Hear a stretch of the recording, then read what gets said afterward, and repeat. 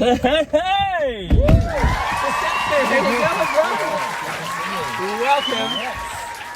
Welcome to the Carpool Honcho. We are absolutely having the time of our life with this series, and today we have a honcho, I tell you, in the car that you are going to want to hear from. He is a content marketing expert. Yes. In fact, from Iron Road. And you really got to meet this guy, Colin Kennedy. Welcome, Colin. Thank you. So good to have you in the car, man. Honestly, guys, before we go, I think, it's only fitting that we have some tunes in the car, right? So, Colin, I got to ask you, man, what tune is lighting your fire at the moment? Eye of the Tiger. It's always lit my fire. Bro, Eye of the Are we Tiger. not just we listening were to that? just singing that before. Okay, well, let's... It's our favourite song, bro. Yeah, let's do it. Woo!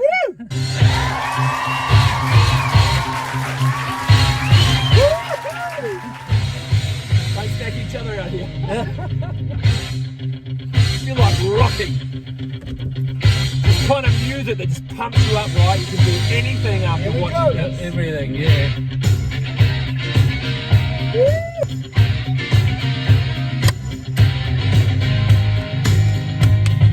Come on, brother.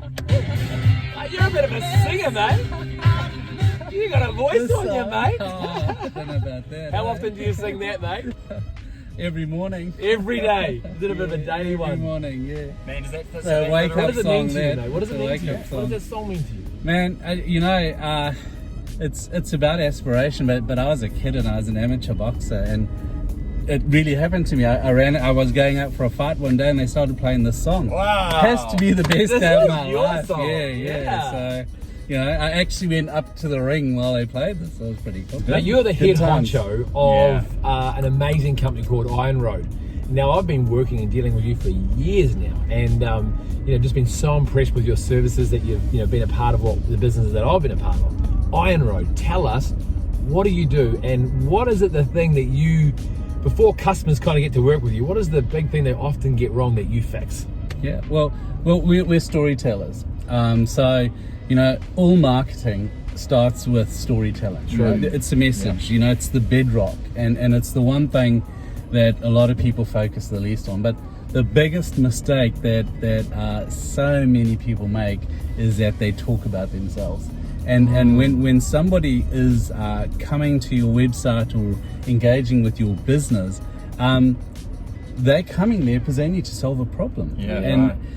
they have they have a need or an aspiration or something, and so they don't want to know about you. They want to know, how can you make my life better in some way, shape or form. So Sure. starting off by saying we were founded in 1887, or we're the best for customer service and all of that sort of thing, that you're going to have to prove. You need to start the conversation about them. There was Bruce Springsteen once said that if that rock and roll stars will continue so long as there are people in the audience watching him and imagining that it's them up there doing it. Yeah. So even rock stars, when you're going along to see an artist and you think it's about the artist, it's not. It's about you. It's about us. It's about me. So, if you want really good, strong storytelling, you need to be telling stories about your customer. You mentioned about the importance of not talking about yourself and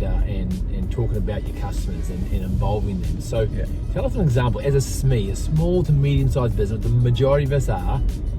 How do we do that? Can you give us an example of doing a couple of different types of business and how we would actually do that? If you want to reach your customers, you need to be realizing that there are three stories to be telling about them. One is you're either solving problems, or you are talking about their aspirations, or you are offering some pleasure. So it's pain, pleasure, or aspiration. Right. That those are good fundamental ways to kick off your Say it story. again. Pain, pleasure, or aspiration. Wow. So if we looked at, you could be selling shoes. Yeah. Yep. So the reason the customer's coming and is having a look at your shoes is they may have a problem. Yep. So they might have plantar fasciitis, and that's why they're buying your shoes. They're not really interested in anything else except what can these shoes do to relieve my pain. Right. They might be coming because they want to look good. They want to portray a certain image. They want people to go, nice shoes. They want to be able to walk into a job interview or into a company and people go, she's young and she's fashionable and she's got style.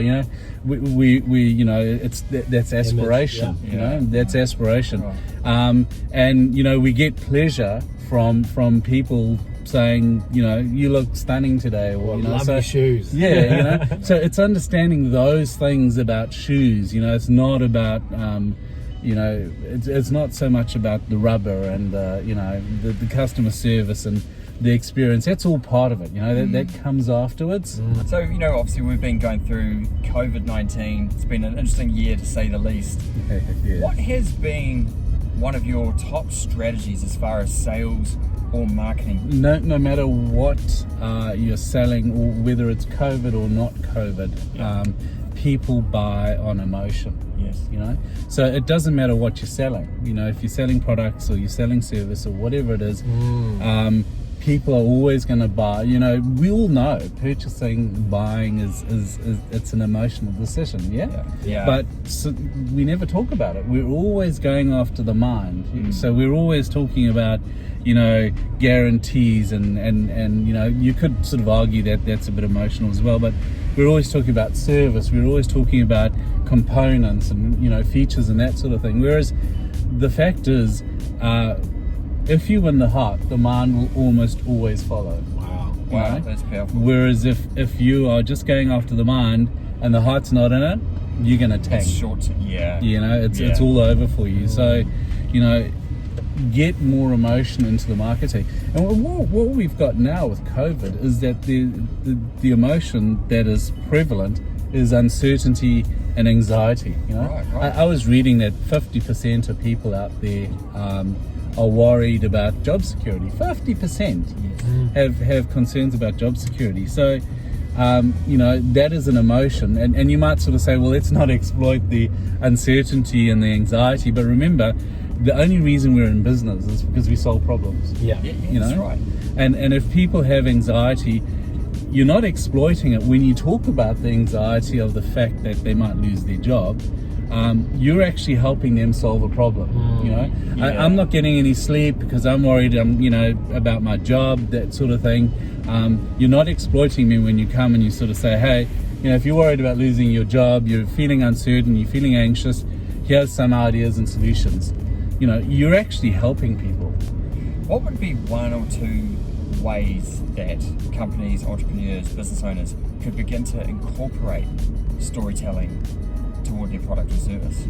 A couple of years ago I did, or not even that long ago, I did some content for a client who did pre-prepared, healthy, low carb, high fat meals, right? Sure. And their main target market was people who want to lose weight. It's a very competitive space, and probably primarily women as well. So they had somebody who had, she had this health transformation and using, buying their food and eating their meals and that sort of thing. So we did an interview with her, and it could have been your straight testimonial. Well, I lost 20, 30 kilograms, I'm a different person, I have more energy, I have more health, I have more, blah, blah, blah, blah. Everybody's doing that, but I, when I sat down with her, and I kind of bring my journalism into the content, so, it's about getting to the bottom of the story. And I said to her, so how is it that you ended up in the first place having put on all that weight that was worrying you? Some people, I'm quite hefty, it doesn't particularly worry me, but for some people it's an issue. And so how did you end up getting all this weight and wanting to actually deal with it? Were you like that from a child, or what was the story? And she started telling me about the day her husband walked out on her, and she ended up on the kitchen floor. And that's the story. Yeah, that's it. That's it. And that went straight to the emotion. So immediately you're digging deeper into why people, why she did this, what her story was, and clients and customers can relate to that. Colin, you told us something pretty cool, mate, that you've had the amazing opportunity to meet and work with Nelson Mandela. Not many people in the world would be able to say that. Yeah. Mate, tell us about that quickly, I'm and what you took away from that.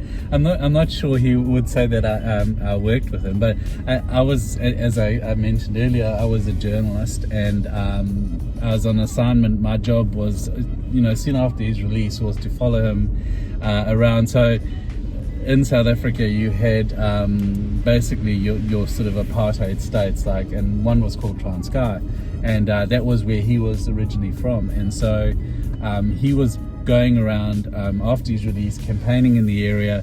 It was just, the job was to follow him around and report on his movements in the area.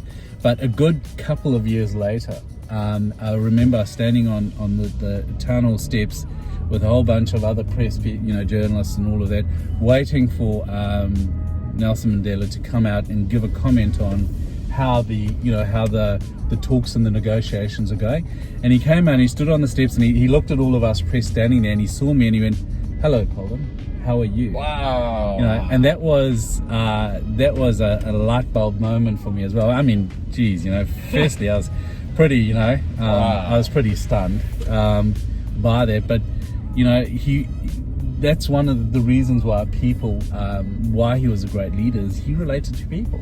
Well, and what was your response, by the way, while you're trying to work that out? Nelson Mandela just said, "Hi, Colin." He just acknowledged you. He remembered your name. Yeah. I gulped and said hello, but the noise and the cameras and everything Tears was going. welling in your eyes. It was like, he remembered me. Yeah. Colin, mate, it's been an absolute pleasure to have you on the Carpool Honcho. Yeah. We are thrilled, and of course we're just so excited about where this is going and get quality guests on like yourself. I love what you're doing. That's great. This is a bit of storytelling going on here, right? Right. Definitely. Mate, tell us, how do we get hold of you if you're looking for someone to help grip the heart of your customers and therefore get their mind and get them to purchase, follow through? You got to get hold of Colin from Iron Road. Yeah. How do we do that? Well, ironroad.co.nz is the natural one, and one way to help you remember that is Iron Road is a colloquialism for railway lines. Right. Yeah. So I love trains, and Iron Roads, railway lines are the first lines of communication that built industry. So, there's a story behind the name. Yes. Ironroad.co.nz is the easy one. So good. So good. Thanks again for coming on our show today. Welcome. Thank you for having me. Thanks, guys. Thank you. Everybody, as we pull into the crate here, we want to thank the crate, Business with Locals, and of course thanking Toyota for sponsoring this amazing you, Toyota yeah. Highlander that we're driving in today. Beautiful drive. And that's a beautiful drive, and of course having a lot of fun as we get to interview the head honchos of our local business network. Hi,